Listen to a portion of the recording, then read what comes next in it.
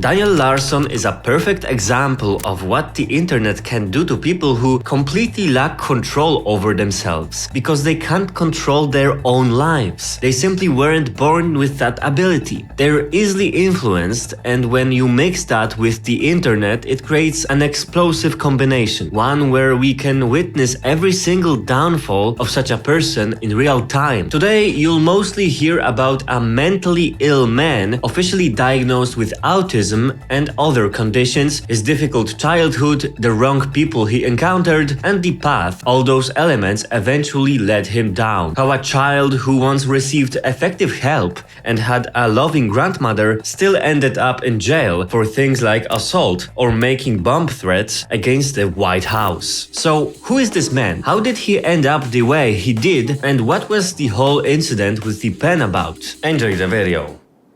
Hopefully I'll be on the news one day. What's your tag on you? It's Daniel Larson. Tickle monster, come and find me. To the day you f***ing die! Bomb you!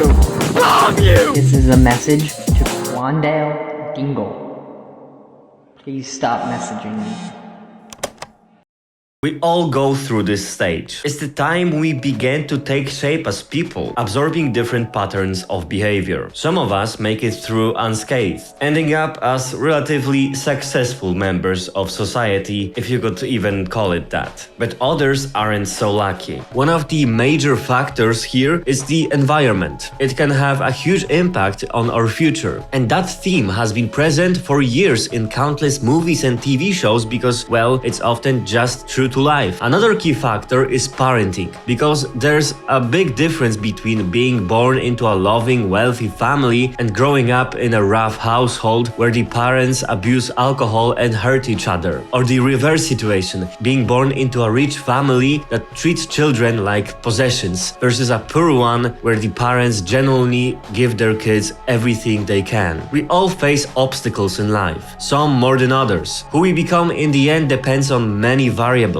on whether we can bear the weight of the hand life has dealt us. So it's no surprise that for every person who gets through life more or less intact, there are also those who stray far from what we consider normal behavior or social functioning. And today's subject, Daniel Larson, is one such case. Let's take a closer look at his story. Daniel Larson was born on November 15th, 1998 in Lancaster, California. His mother is Elizabeth Schremer and his father is Travis Larson. Remember those names because although their roles in Daniel's story are brief, they are significant. We don't know much about his family, and what we do have are fragments, and the sources are unreliable at best, which is worth keeping in mind. From one of Elizabeth's TikToks, we learn that she was born in 1976, which means she gave birth to Daniel at just 22 years old. As you can imagine, that's not exactly the easiest time in life to have children. Biologically, yeah, it's perfect, sure, but economically,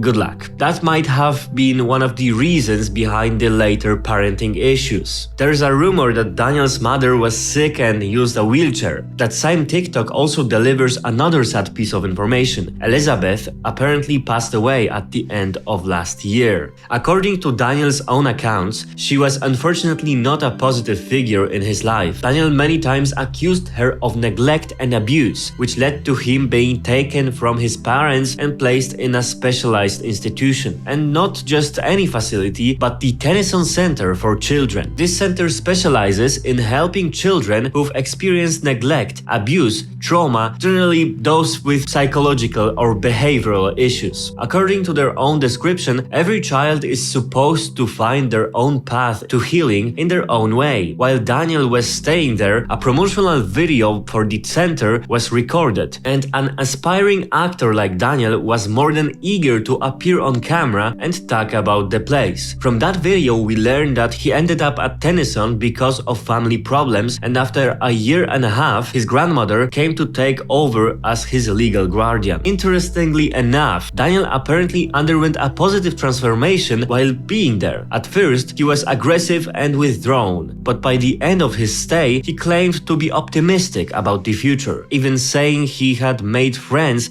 and learned not to give up or let others walk all over him. Or at least that's what he said, something the future would harshly contradict. In the video, he's seen joyfully swinging on a swing set, very much a happy version of himself. A stark contrast to the footage we'll see from his later life. I will bomb your house till the day you die! He emphasized how much he loves performing and the theater. He also said the now infamous words, which tragically came true, "I hope I'll be in the news one day." And well, that he did achieve. Just leave me the fuck alone. I want peace and quiet. That's why I'm moving out in a week.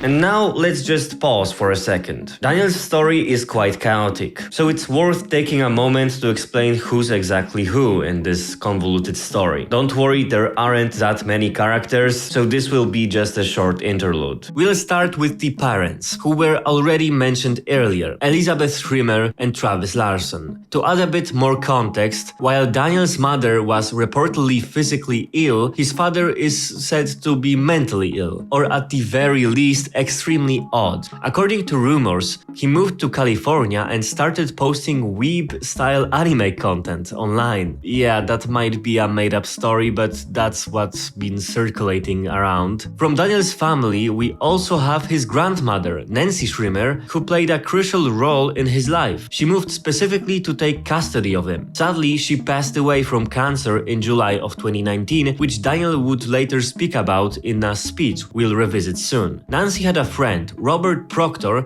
known as Bob, who worked at the Tennyson Center and taught Daniel to read and even play chess. He acted as something of a mentor or assistant to Daniel. The two got along well, which led to Bob becoming Daniel's guardian after Nancy passed away. Despite the support Bob provided, as the story unfolds, you'll see that Daniel didn't exactly appreciate Robert's role in his life. By August of 2021, Daniel was living with another guardian. Because of his condition and ongoing issues, he still required supervision. This man is referred to as Jonas. However, this arrangement didn't last long, as the two had a falling out, leading Daniel to leave Jonas' house in favor of a warmer spot under a literal bridge. Well, priorities, I guess. Then we meet Ravi, who acted as an intermediary and helped Daniel secure housing. That brings us to Miss P, the owner of the house in question. But unsurprisingly, there was an incident here as well, which I'll explain shortly. Thanks to his online presence, Daniel attracted quite a crowd of trolls, semi-anonymous users from Reddit and other platforms who harassed him and pushed him toward increasingly absurd and reckless behavior. The last person, who you probably didn't expect in this story, is Grace Vanderwall, the American singer. Daniel had a full-blown obsession with her, and her name pops up frequently throughout his lore. He would even approach random people on the street and claim that they were dating. And there's this singer, her name is Grace Vanderwall. We're gonna actually be currently dating next year. I just got word we're going to be collaborating, we're going to be going on tour. Spoiler alert, they were not dating, just in case you had any doubts. Grace herself doesn't appear in this story, but we do get a brief cameo from her mother, Tina Vanderwall, who once called Daniel asking him to leave them alone because her daughter was genuinely afraid of him. Honestly, that's not the least bit surprising. And that wraps up the list of major characters in his life. I hope this brief introduction helps you understand the background of this story. Now let's get back to the main plot. When I first came here, I actually was really nervous. That's 14-year-old Danny, who came from an extremely neglectful home. After his stay at the Tennyson Center for Children, Daniel moved in with his grandmother and spent his high school years at the Sobesky Academy. This wasn't a typical school either. It was an alternative transitional academy designed to rehabilitate troubled students, help them manage their issues, and guide them toward academic success, or at the very least, some minimal progress in education. The students there were often ill, frequently dealing with depression or other mental health issues. They typically weren't given much information about each other, as it was believed this could interfere with the rehabilitation process and lead to conflicts between students. Despite all of that, one day a particular thread popped up on Reddit, written by someone, likely a specific girl, who had attended Sobesky Academy alongside Daniel, and she decided to open up a bit about how it all looked from her perspective. We learned that Daniel came across as fairly normal. He was reserved and didn't scare everyone around him like he tends to do now. He was under supervision and preferred to be called Danny, not Daniel. The girl recalls that he did sometimes act out, but that was fairly common in a place like Sobesky. After all, the kids there were dealing with their own nightmares, which naturally affected their behavior. Still, Daniel was holding back the kinds of urges and behaviors we now could associate with him. That said, for example, his hygiene reportedly left a lot to be desired. But despite all of this, people treated Daniel with respect and empathy. The nature of the school itself defined the students. They were kids with similar problems, and as a result, bullying wasn't really part of the culture, unlike in many normal schools, which ironically tend to leave deeper psychological scars. Daniel graduated in 2017, as confirmed by a photo taken by someone else at the time. Looking back, we can say that this marked the end of an era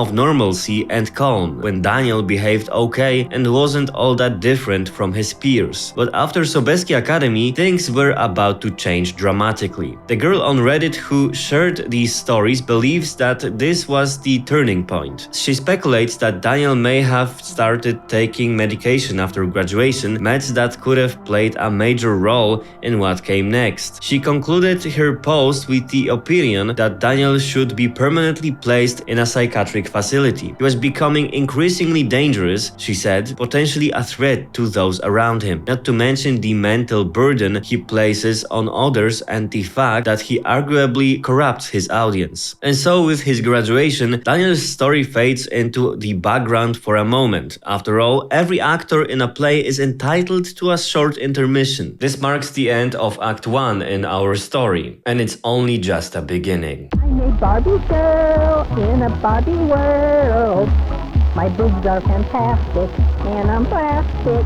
I'll be completely honest, this is a part of the video where I might miss the mark a little. That's because Daniel's history, especially regarding his YouTube channels, is really incredibly convoluted, to say the least. Larson communicated with his fans primarily via YouTube videos and YouTube shorts. And yeah, he made a lot of them. On TikTok, he has even more accounts. Rumor has it there are over 70 of them, though I take this number with a grain of salt. Twitter or X, I guess, more than 10 accounts. It's absurd. Of course, Daniel wasn't necessarily uploading long, complex documentaries. He was mostly posting short clips from his everyday life. Like a video from inside a bus window while moving from one city to another. But that doesn't mean there weren't longer, weirder gems to be found. One example, an 18-minute video of him playing pool by himself. And yes, if you're wondering, you can enjoy this cinematic experience in full HD. Daniel must have had a steel trap memory for passwords, since he kept making new accounts. Some of them have been removed from YouTube entirely, so we can only speculate what was posted on them. He was also way too trusting, which trolls took full advantage of, hijacking several of his accounts. His very first YouTube account dates back to 2018, and it only contains 3 videos. This seems to be the beginning of his decline. The videos themselves, relatively normal. The first one doesn't even show Daniel, just random footage. In the second, he eats a sandwich, nothing particularly remarkable. The second account started to pick up steam, and by steam I mean it literally began to spiral downward. Think Daniel sliding down a playground slide, which is actually a real visual from one of his shorts. There's even a brief appearance from someone named Ryan, a potential roommate, and weirdly enough, it seemed like they got along. Third time the charm, they say. So of course, a third channel emerged. Unfortunately, this one was hijacked by trolls, and we have no idea what kind of content it had before that happened. Now it just hosts random TikTok reuploads and meme edits. As I said, this rabbit hole is deep, so let's go through the most significant videos and what they reveal about Daniel's lore. On another channel, Daniel posts a short video addressed to someone named Quandale Dingle, likely a troll, and he's asking them to stop messaging him. This is a message to Quandale Dingle. Please stop messaging me. Go to hell. This marks one of the first signs that Daniel was starting to attract a larger audience. People began mocking him, pushing him further down a toxic path. That 10-second video ended up with over 1.5 million views, becoming many people's first exposure to Daniel and his chaotic world. Of course, that account also got hijacked by trolls, leading to the creation of a kind of archive of Daniel's videos and all the bizarre events surrounding him. That's how we arrive at the particularly infamous video, the protest speech. It's unconfirmed, but this event may have been linked to the Roe vs. Wade debate in the US. So seeing Daniel there at a serious protest, grabbing a microphone and speaking was unexpected to say the least. As you can imagine, Daniel's word-generating machine went completely off script. He starts by saying he's an artist and makes music. He mentions that he has autism, but only mild one, and claims he's very good at public speaking, which we were about to witness for ourselves. He says it's his first time speaking in public, and the crowd gives him a polite cheer. Poor folks had no idea what they were in for. Then comes the iconic line, Because of my autism, my grandmother passed away of cancer. Yes, that's a real quote. And that's exactly how we find out his grandma passed away around July of 2019. Daniel also declared that he wants to become president of the United States. Gotta admit, pretty stiff competition for a certain orange-tinted former candidate. To be fair, Larson sounded relatively calm at the protest, not as unhinged or incoherent as he would later become. He shared that he's always wanted to be a streamer, and for the first time he mentioned Grace VanderWaal, saying he wanted to make music with her. He boasted about his social media reach too, claiming 20 million views per week. Then came the part of the speech that probably shook the audience for a bit. He said that someone came to him claiming to be from Sony Music, offered him a contract, and then tried to get him involved in adult film shoots, which apparently he accepted because he later stripped on TikTok Live in front of 3,000 viewers. That incident is now known as the May 6th incident. And yes, he was still talking about all of this at a real live protest. The audience stopped cheering after that. A guy eventually came up and physically ended Daniel's speech. Can you imagine hearing all of that live? Must have been an absolute fever dream. But we're not done. Let's move on to more of his YouTube content, particularly his music career. Daniel released several videos showcasing his vocal talent. One of his most well-known songs is called Roaring Thunder, which became a meme within his community.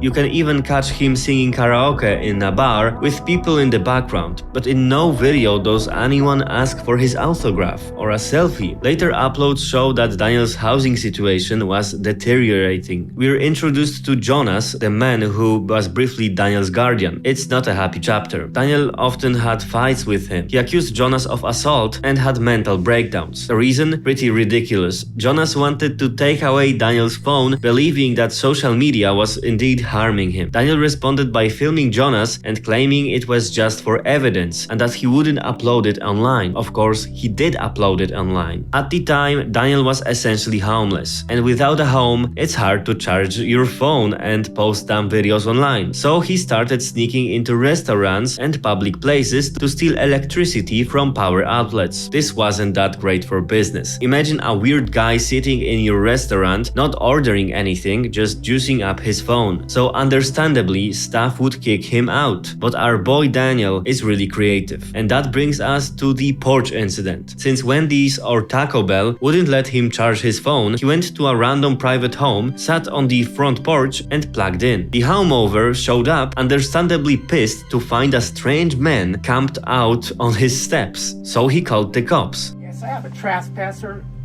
sitting on my patio in the front of my house. Did Daniel apologize? Offer money? Leave quietly? Of course not. He turned his camera on, started filming the guy, and began calling him the N-word, trying to escalate things even more. Only when the man started screaming at him did Daniel get up and finally walk away. Insane. Why are you here? If you put one hand on me... Get out of here. Okay. Really? It's going to be like that? You're threatening me, and I don't Get the I don't know. And just in case you forgot about the trolls, here's your reminder. On one of Daniel's channels, there's a video of him getting a reverse mohawk. Instead of shaving the sides and leaving the top, they shaved the middle and left the sides. How did this happen? He made an appointment with his assistants, trolls basically, who offered to help him with his haircut. It started off simple, with them awkwardly snipping at his head using regular paper scissors. Then they brought out the clippers and went for the center of his scalp. Then they said they had to leave to get a blow dryer maybe, or something like that. And in the video, Daniel solemnly says, they say they'd come back. They said they'll come back.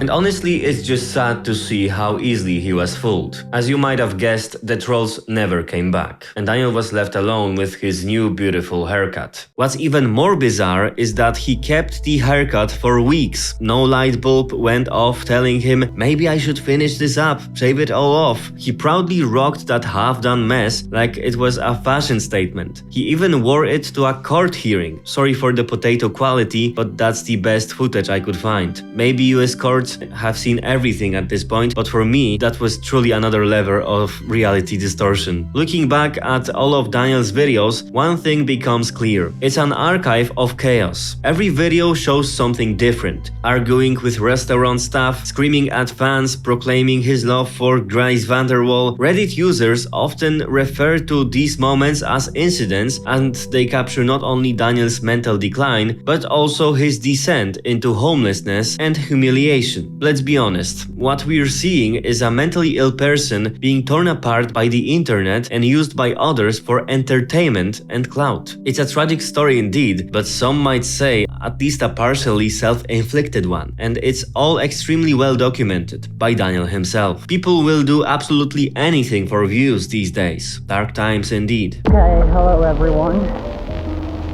So, this is a Daniel Larson update on the Daniel Larson state of emergency. Since homelessness became such a recurring event in his life, it's worth diving deeper into this aspect. The first mentions of him lacking a stable home date back to late 2021. He was still living with Jonas. As mentioned earlier, Jonas wanted to help Daniel with his addiction to social media and guide him onto a better path. One where his life wasn't dictated by viewers or dumb videos. Of course, Daniel left Jonas home in his signature fashion, by calling Jonas a racist, hitting him and yelling that he should burn in hell. Let's try this on this guy.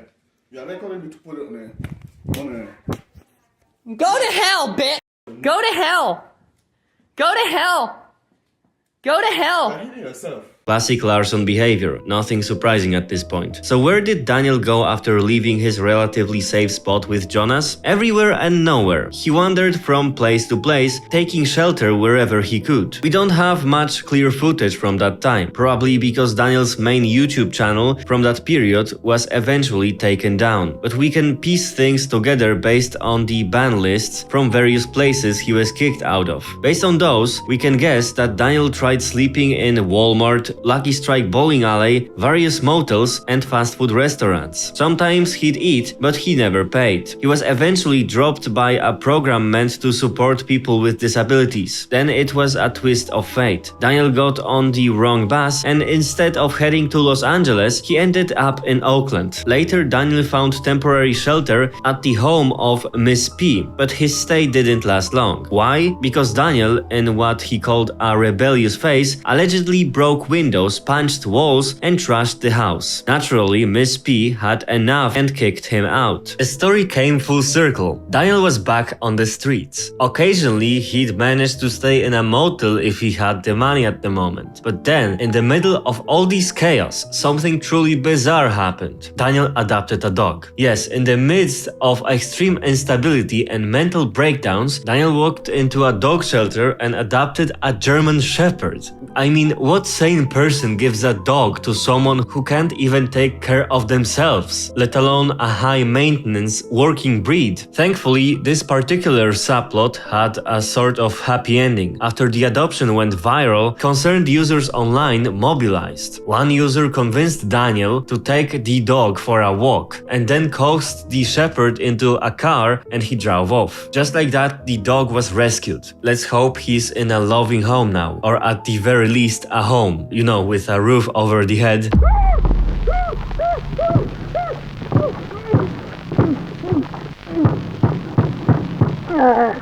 And this was supposed to be a whole segment about even more disturbing things from his life, more disturbing content that he has posted, but honestly, it's so bad that I can't openly talk about on YouTube. So I'll just say 2 words: toothbrush, and later, a pen. The rest I'll leave to your imagination. Unfortunately, those 2 incidents aren't the only ones that can be described as, well, more depraved than anything you'd find on his public YouTube channels. There's also a widely circulated video in the archives where Daniel says strange things about Grace VanderWaal while doing some bizarre dances.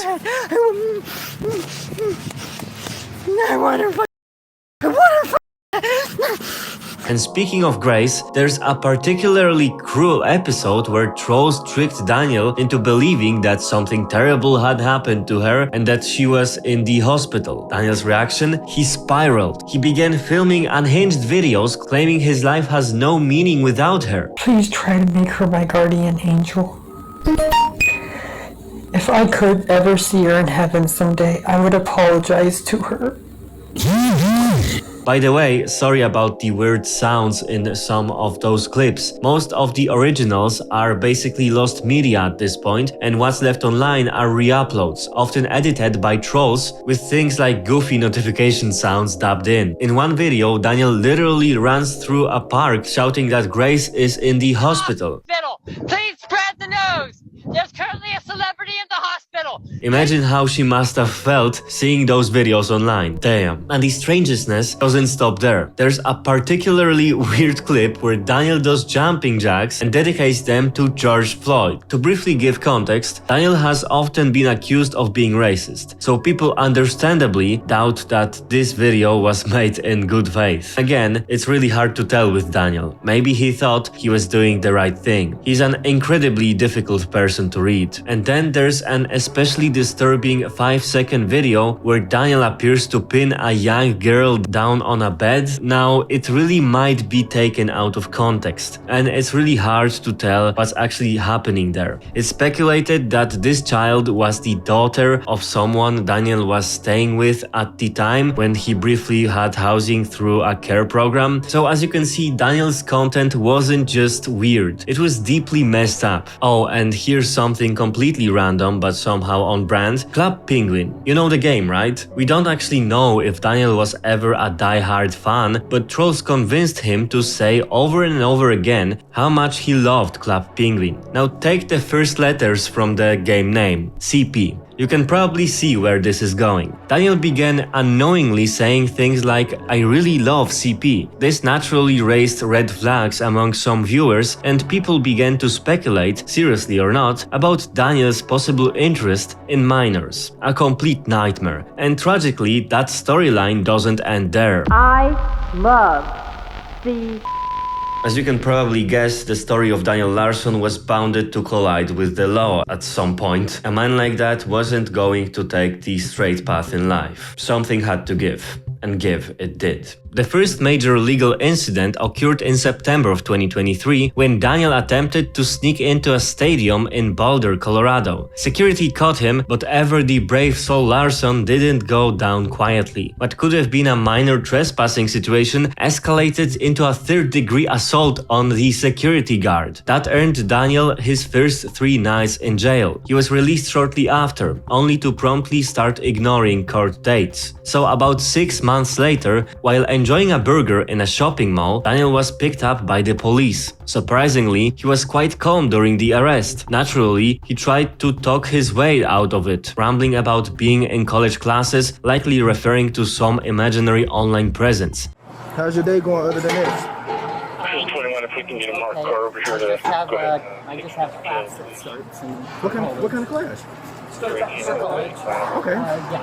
Spoiler, no classes were involved, probably just another random vlog for his 16th YouTube channel. His bail, $20,000. Not exactly pocket change for someone who films TikToks on park benches. 1 month later, Daniel was out, and his first move was to buy a new phone and get back in touch with his fans. Weeks later, he was arrested yet again, this time in Broomfield County Detention Center, where we were blessed with another mugshot of the young legend. Same reason, skipping court. And that wasn't the end. Yes, you guessed it, he got arrested yet again, for the same thing. Again, I swear, it's like a rolling joke from a soap opera at this point. The timeline from this point gets pretty chaotic, and the info available online is scattered, so bear with me. Daniel wasn't exactly subtle. He started openly threatening people in his videos, and they weren't just vague, generic threats. On April 25th, 2024, the United States District Court of Colorado issued a federal indictment against Daniel Larson. He was charged with 7 federal crimes, most involving bomb threats. Yeah, he talked openly about bombing the White House, the FBI, and other high-profile targets. Not once, not twice, 7 federal counts. Enough to put him behind bars for a long time. Some sources estimate his potential sentence at 10 to 60 years. Though that's a complicated issue. And believe it or not, those 7 threats are only a tiny fraction of the whole picture. There were reportedly over 100 threats in total. That's 1 threat every 5 to 10 days, if you track it across his era. He threatened murder, arson, bank robbery, and even called 911, claiming he had a bomb. This got him banned from dozens of places, including Walmart, Planet Fitness, Taco Bell, and many more. Inmates range from 50 to over 60 locations.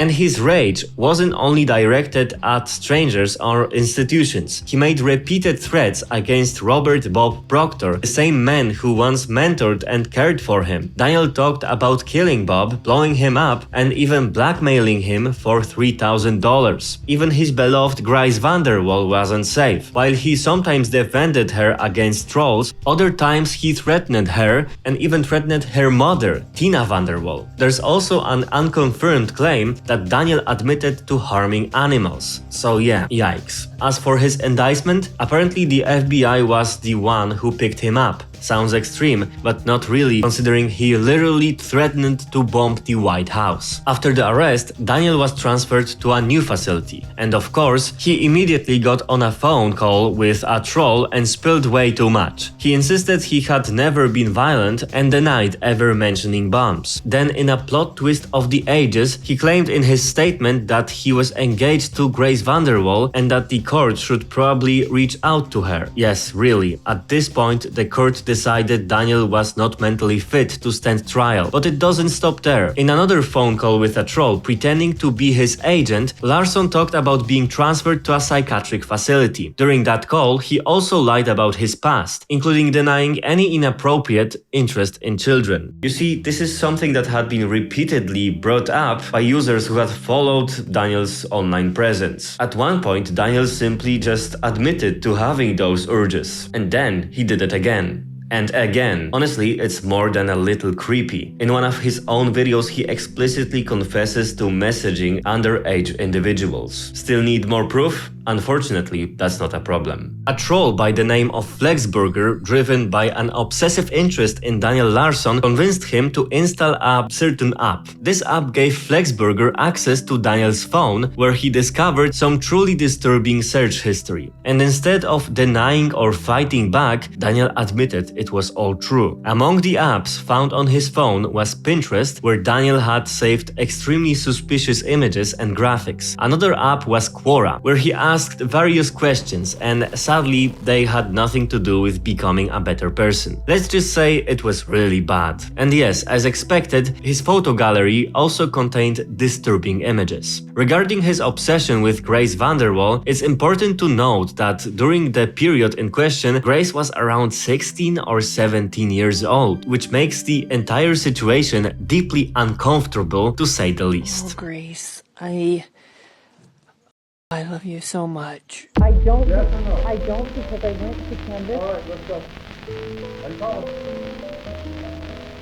Quite recently, it was over a year ago when the warrant for Daniel Larson was issued. And what do we exactly know at this point? Unfortunately, not much. Most of the things we know is just a rumor. As I previously mentioned, Daniel's trial was previously suspended for an indefinite period due to his mental condition and likely limited sanity. That, however, was supposed to change quite recently. Larson is reportedly doing better after spending time in a psychiatric facility and receiving the proper medication. He's probably still being held at the Federal Medical Center in Springfield, a US facility for male offenders. His improved condition may result in the trial moving forward again, and we might finally learn more. Reddit users speculate that we shouldn't expect a lengthy sentence. After all, Daniel Larson is a homeless guy who has likely only seen bums. He doesn't pose a real threat. He's mentally ill and he says whatever comes to his mind. The only authority he respects seems to be law enforcement, so it's likely he'll end up in a long-term care facility where another attempt at rehabilitation will be made at the expense of US taxpayers.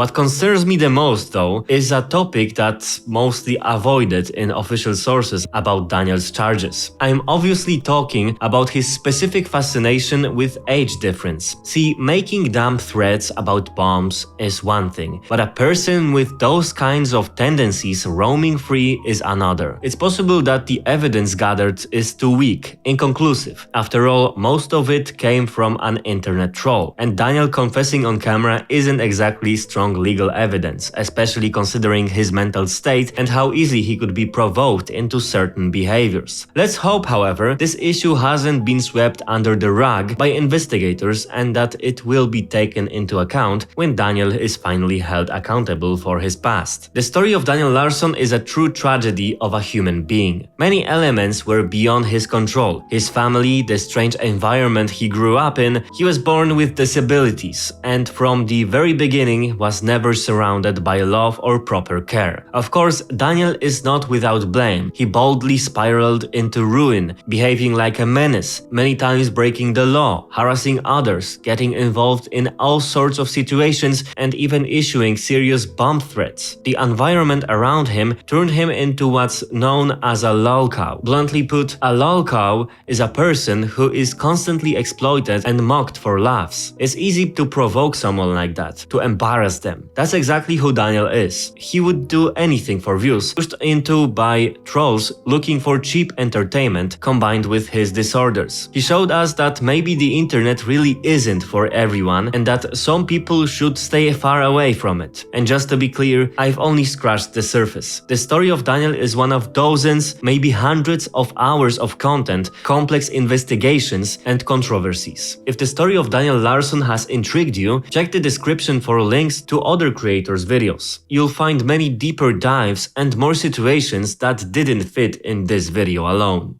On that note, thank you a lot for watching. Feel free to share your thoughts in the comments under this video below on this grim yet undeniably fascinating fall from grace. A downfall we were able to witness up close, day after day over the past couple of years. Take care out there on the internet. Thank you for watching. And thank you for 1,000 subscribers. Let's get more.